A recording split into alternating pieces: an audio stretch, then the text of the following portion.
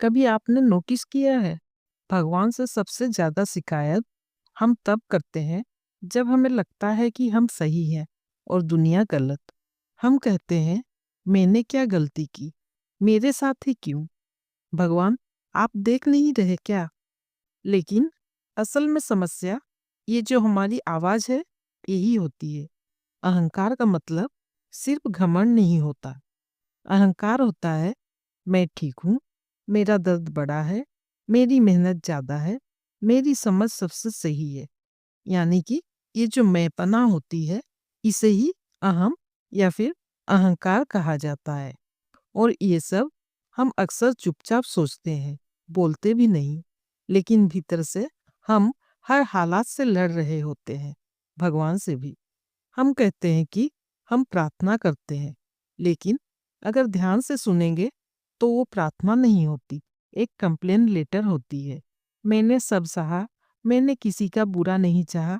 इस तरह हर वाक्य में मैं होता है। और जब मैं बहुत ज्यादा हो जाता है तो भगवान के लिए जगह ही नहीं बचती। ज्यादातर लोग सोचते हैं भगवान तब मिलते हैं जब जिंदगी ठीक चल रही हो, लेकिन ऐसा नहीं होता। भगवान अक्सर तब महसूस होते हैं जब हम थक जाते हैं, जब लड़ते लड़ते अंदर से बस इतना निकलता है, अब मुझसे नहीं हो रहा। उस पल हम मजबूत नहीं होते, हम खाली होते हैं। और वही खालीपन पहला दरवाजा बन जाता है। अहम छोड़ना ये नहीं कि आप कमजोर बन जाएं।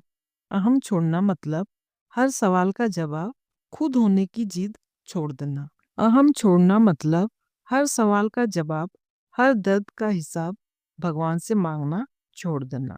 ये मान लेना कि मुझे सब समझ नहीं आता और शायद आना भी जरूरी नहीं। ये सरेंडर बहुत शोर नहीं करता, ये चुपचाप होता है।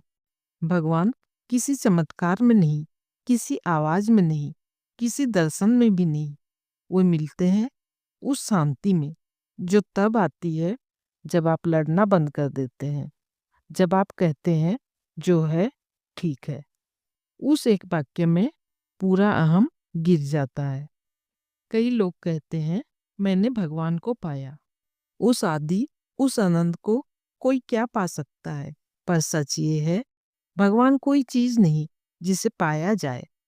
भगवान को महसूस किया जाता है। भगवान मिलते नहीं, महसूस होते हैं। अक्सर हम बस खुद को थोड़ा छोड़ देते हैं और वही छोड़ना भगवान की तरफ पहला कदम बन जाता है। अगर आज मन भारी है, सवाल बहुत है और जवाब नहीं मिल रहे हैं, तो शायद भगवान दूर नहीं है। शायद आप अब भी खुद को कस कर पकड़े हुए हैं। अहम छोड़ा तो भगवान मिला।